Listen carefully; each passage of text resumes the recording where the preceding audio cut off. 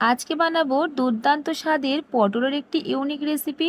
এই রেসিপিটা খেতে কিন্তু বন্ধুরা দুর্দান্ত হয়। ভাত, রুটি, লুচি, পরোটা সবকিছুর সাথে খেতে কিন্তু অসাধারণ লাগে। নমস্কার বন্ধুরা, আমি অসীমাস কিচেনে আবার একটি নতুন রেসিপিতে আপনাদের সবাইকে স্বাগত জানাই। আশা করছি আমার আজকের রেসিপিটি আপনাদের খুবই ভালো লাগবে।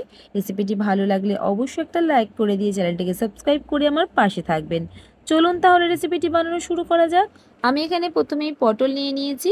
পটলের গাটাকে একটু ছুরি করে আলতো করে উপরের একটা খোসার অংশটাকে আমি ঘষে নিয়েছি। খোলাটাকে কিন্তু ছাড়িয়ে নিইনি, ঘষে নিয়েছি। আর পটলের দুই দিকটা কিন্তু একটু করে আমি কেটে নিয়েছি। এবার একটা গ্রেটার নেব। আমি গ্রেটারের সাহায্যে করে এইভাবে সমস্ত পটলগুলো কিন্তু গ্রেট করে নিতে হবে। একবার এইভাবে রেসিপিটি বানিয়ে খেয়ে দেখতে পারেন, খেতে কিন্তু অসাধারণ লাগে। যখন একঘেয়ে পটল খেতে আর ভালো লাগবে না, তখন কিন্তু এই রেসিপিটা ট্রাই করতে পারেন। অসাধারণ একটি রেসিপি। ভাত, রুটি, লুচি, পরোটা সব কিছুর সাথেই বন্ধুরা খেতে অসাধারণ লাগে। প্রত্যেকটা পটলই কিন্তু দেখুন আমি এইভাবে ঠিক গ্রেট করে নেব। আর যে একটু একটু দানা থাকবে, মানে যেটা খুব কচি পটল হবে, তাহলে তো খুবই ভালো রেসিপিটি বানাতে। যদি একটু দানা মোটা হয়ে যায়, সেই দানাগুলো অবশ্যই একটু ফেলে দেবেন, তাহলে ভালোই হবে। প্রত্যেকটা পটলই দেখুন ঠিক এইভাবে আমি গ্রেট করে নিয়েছি, আর দেখতে কতটা সুন্দর হয়েছে। আর এই পটলের সাথে নিয়েছি আমি এখানে মটর ডাল। 1 কাপ মটর ডাল আমি আগে থেকেই ভালো করে জলে ভিজিয়ে নিয়েছি। মটর ডালটা দেখুন খুব ভালো করে ভিজে গেছে। এবার এই মটর ডালগুলোকে আমি একটা মিক্সিং জারের মধ্যে নিয়ে নিচ্ছি। আর জারের মধ্যে নিয়ে নিতে হবে সামান্য একটুখানি আদা আর 2টো কাঁচা লঙ্কা। এবার এই মটর ডালটাকে জল ছাড়াই ভালো করে মিক্সিতে আমি পেস্ট করে নিচ্ছি। অবশ্যই কিন্তু এখানে জল ছাড়াই পেস্ট করতে হবে। একটু সময় নিয়ে 2-3 বার কিন্তু অন অফ করে দিয়ে যদি ডালটাকে পেস্ট করে নেওয়া যায়, তাহলে ডালের মধ্যে কিন্তু কোনো রকম আর জলের প্রয়োজন পড়বে না। দেখুন ডালটা কত সুন্দরভাবে পেস্ট হয়ে গেছে। আমি কিন্তু ডালে কোনো রকম জল দিইনি, যেহেতু পরের রেসিপিটি বানাতে গেলে কিন্তু অনেকটাই অসুবিধার মধ্যে পড়তে হতে পারে। তাই এখানে ডালে কিন্তু জল একেবারেই দেওয়া যাবে না। এবার একটা ফ্রাই প্যান গ্যাসের ওভেনে বসিয়ে দিলাম। নিয়ে নিলাম সামান্য একটুখানি তেল, আর খুব অল্পই দিয়েছি এখানে কালো জিরে।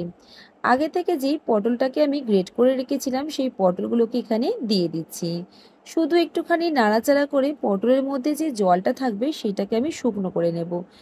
এখানে একেবারেই কিন্তু ভেজে লাল করে নেবার দরকার নেই, হালকা করে একটু মিডিয়াম আঁচে একটু নাড়াচাড়া করে নেব, তাহলে পটলের গায়ে যে জলটা থাকবে সেটা শুকিয়ে যাবে। তাহলে এই রেসিপিটার জন্য যে পরবর্তী স্টেপগুলো আমি তৈরি করব, এটা বানাতে কিন্তু খুবই সুবিধা হবে।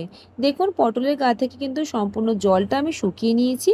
আর এই পটলগুলোকে একটা বাটির মধ্যে নিয়ে নিচ্ছি এর মধ্যে আগে থেকে বেটে রাখা ডাল, সামান্য একটু হলুদের গুঁড়ো দিয়েছি, সামান্য লবণ দিলাম, সামান্য একটু জিরে গুঁড়ো দিয়েছি।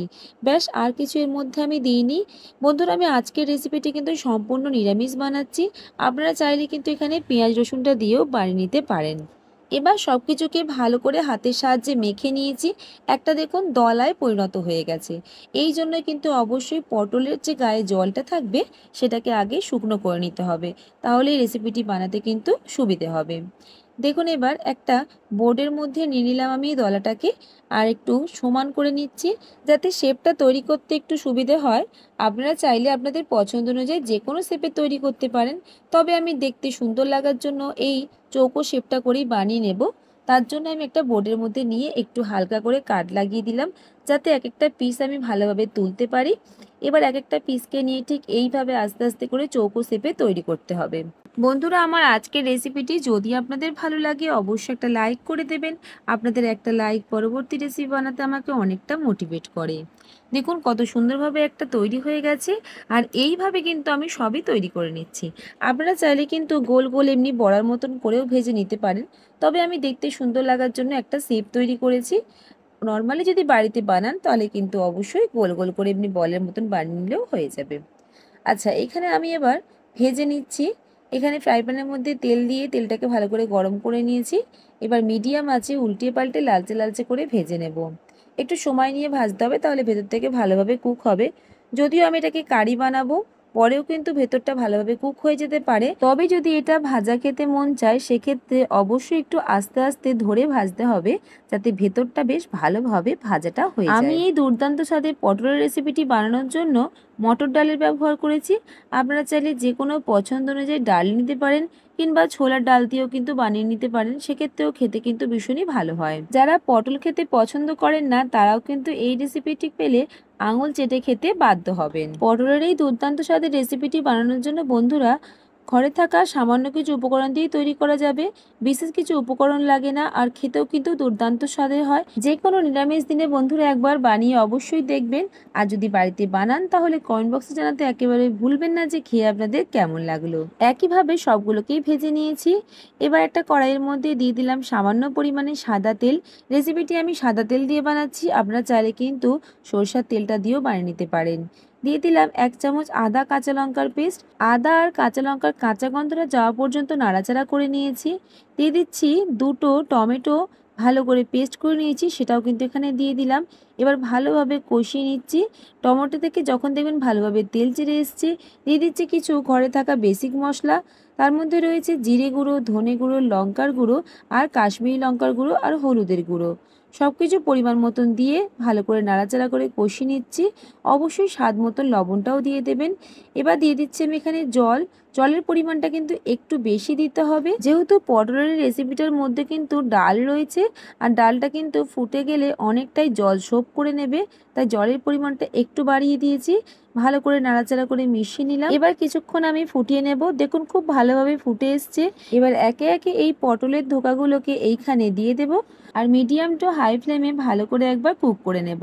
তবে খুব বেশিক্ষণ ধরে ফুটিয়ে নেব না, তাহলে কিন্তু অনেকটাই এখানে ঝোলটা সোপ করে নেবে, আর এটা শুকনো শুকনো পুরো হয়ে গেলে আবার খেতে ভালো লাগবে না। একটু কাই কাই রাখতে হবে। নামানোর আগে অবশ্যই সামান্য একটু চিনি দিয়ে দিচ্ছি, তাহলে স্বাদটা বেশ ভালো আসবে। যে কোনো নিরামিষ রেসিপির মধ্যে সামান্য একটু চিনি দিলে কিন্তু স্বাদটা ভীষণ ভালো আসে, আর স্বাদটা কিন্তু ব্যালেন্সও করে। দিয়ে দিলাম সামান্য একটু গরম মশলা গুঁড়ো আর ধনেপাতার কুচি। পটলের এই ধোকার ডালনা রেসিপিটি কিন্তু একেবারেই বন্ধুরা রেডি হয়ে গেছে। গরম গরম পরিবেশন করে নেব।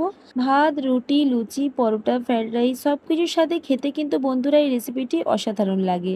পটল খেয়ে যখন বোর হয়ে যাবেন তখন পটলের এই ইউনিক রেসিপিটি কিন্তু একবার ট্রাই করে দেখতে পারেন।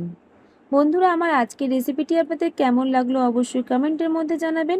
যদি আপনি আমার চ্যানেলে নতুন বন্ধু হয়ে থাকেন অবশ্যই চ্যানেলটাকে সাবস্ক্রাইব করে নেবেন। পাশে থাকা বেল আইকনটা অবশ্যই প্রেস করবেন, তাহলে যখনই আমি নতুন কোনো ভিডিও আপলোড করব সর্বপ্রথম আপনাদের কাছে পৌঁছে যাবে। আর এই ভিডিওটি যদি আমার ফেসবুক পেজ থেকে আপনি দেখে থাকেন, পেজটিকে অবশ্যই ফলো করে নেওয়ার অনুরোধ রইল। আজকের মতন তাহলে আসি, আবারও দেখা হচ্ছে অন্য কোনো রেসিপির সাথে। ভালো থাকবেন, সুস্থ থাকবেন।